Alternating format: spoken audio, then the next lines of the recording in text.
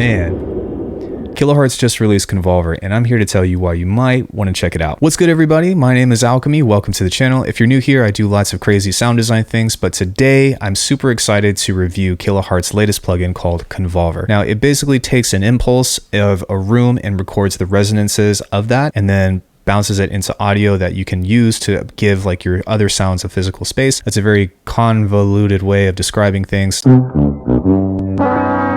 Sorry, but you can always go and look up what the actual function of that does. But aside from the technical things of what it actually does, how it sounds is what's really important. And for the price right now, especially for only being 20 bucks, this is something that I think everybody's going to want just because it's awesome. With that out of the way, please be sure to like and subscribe. Give me a comment if you like the video, but let's go ahead and talk about some of the possibilities that we can use with Convolver. By itself, I'm going to show you the plugin, and it looks like this. It's nothing too crazy, but it kind of has a typical kind of sampler type of preview that you might want to take a look at. Over here, we can actually choose when the convolution starts as far as the sample or when it ends via the fades. And something that I really like about this is that we can also stretch it out. The fact that you can import your own impulses is a big deal because some of them you can't even do that, like RC48 from Native Instruments. And the stretch stuff is actually really freaking cool. I do hope, Kilohearts, if you're watching this, that at some point you allow us to modulate this, because I'm going to show you in just a second how cool that could be. But let's go ahead and talk about the other features first. There's also a preset browser over here where a lot of the Kilohearts community that are in the beta just submitted a bunch of impulses for us to enjoy. So thank you to the Kilohearts community. You can find that in the Discord. And then also you have a reverse. So not only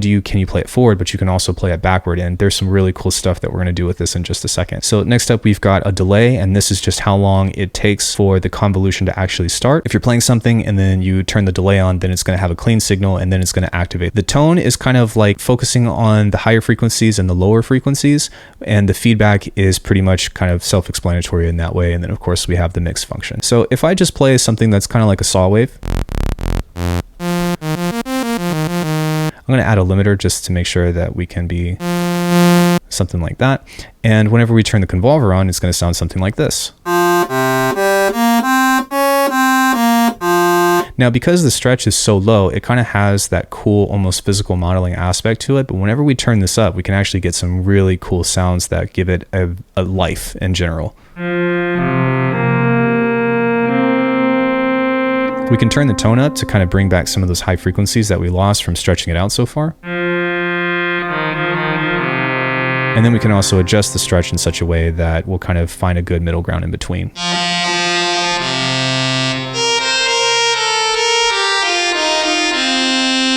Which sounds really cool. And then if we want to reverse it, then we can do that as well, where we just drag this over, and this is how that sounds.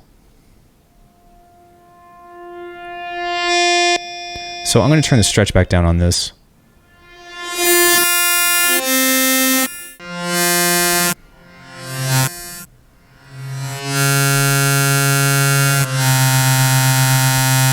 Which is really cool for creating interesting kind of almost reversed instruments, right? But what happens if we do something that I like to do, which is take a few of these and do something like that, to where it's all a little bit different with a little bit of mix in that way, and just kind of mess around with some of the placements of these to get something entirely unique.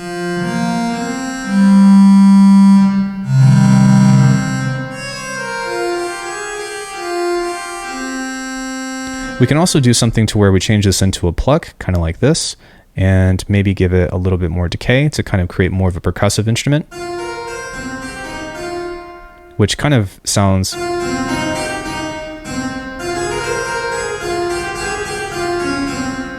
kind of like an Eastern type of thing in that way. And then of course we can dial back on the mix a bit too to preserve the original character of the sound. And now we've got some kind of almost like koto or samisen or something that sounds really cool. And then we can go back and add an original reverb, and we get something like this.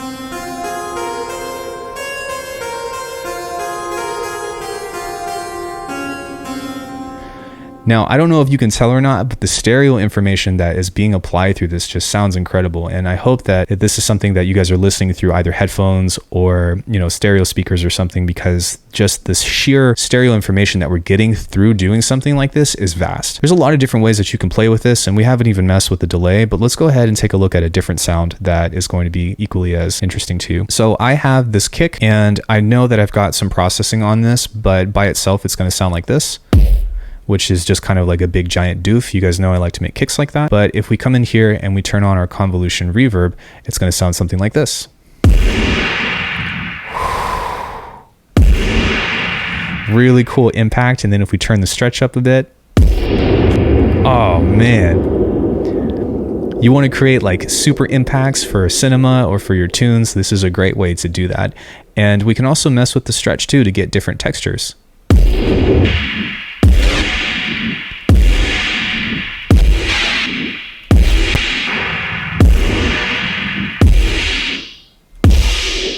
Dude, man, this is so good. I'm going to have so much fun doing stuff like this. If you guys want to know how to make kicks like this, just go watch the video in the cards. But we can also reverse this and get some other cool things that are going to be super impactful for people that like to make heavy music.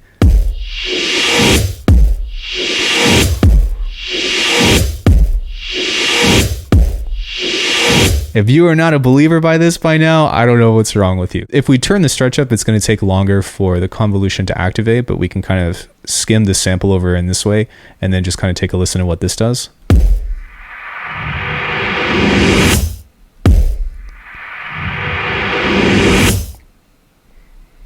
Come on, this is super dope. If we use the delay, then we can kind of sync this up in such a way so you'll kind of hear everything be a little bit staggered. So it'll be a clean signal, and then at 2/16 or 1/8 of the BPM, which is 85, we can also get something kind of like this. And then we can also kind of set that to turn the feedback up, and then we'll get something a little bit different, which this is more nuanced, so you kind of have to listen, but there's a boom, boom. So, which is pretty cool. And now you can see that there's a delay that's actually happening within that. So likewise, we can also set this to time, and the time you can actually adjust. So if we have something that's kind of like full percent, then sometimes we can end up getting some cool stuff too. Yeah, so you can end up getting some cool stuff like that sometimes. So between that and the thing is that you can actually import any sample into this. Like you can use a neurobase or something to give yourself like extra flair or whatever. There's a lot that you can do that's going to sound pretty awesome. So finally, the last example that we have is a neurobase, and by itself, it sounds like this. And then if we turn the neuro processing on, it's going to sound like this. And if you have Faceplant, then this preset is actually available for free. It's through the Kilohearts 2nd anniversary. So thank you, Kilohearts, for releasing some of my content. This is something that I like to do where it's a neuro base and then it has neuro generators and all that things. Like it's really cool. So you guys already have access to this. But if you throw the Convolver on it, then it's going to sound like this. Man, that's stereo information.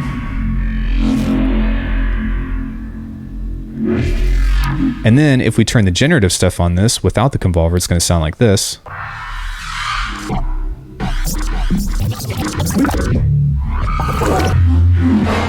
And if we turn the mix up on this, then let's see what that sounds like.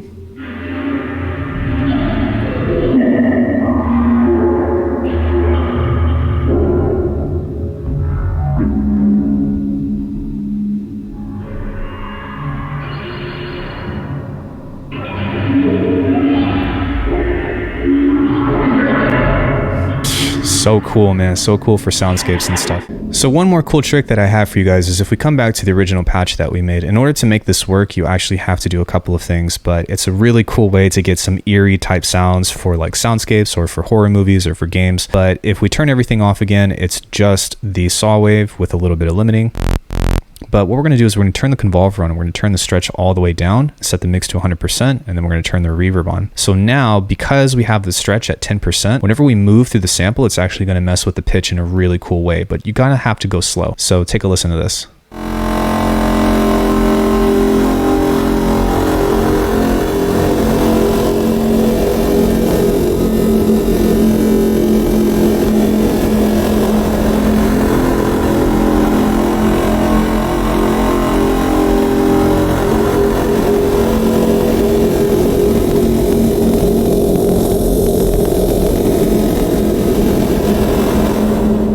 That's really freaking cool. So yeah, that's pretty much it. It's been really cool to be a part of the Kilohearts beta, to be able to have some interaction with them. They listen really well. They've been taking all of our suggestions and just really trying to implement them in such a way. But it's been such a cool journey to see how much they've grown. They've really listened to the community, and I think that this plugin is killer, and I hope that you guys all go and grab it because you will not regret it. If I haven't convinced you today, then let me know what kind of convolution reverb you like to use instead, and that's pretty much all I have. If you guys like the video, please be sure to like and subscribe, and I will see you guys in the next one. Stay tuned, I will have more Kilohearts tutorials out for you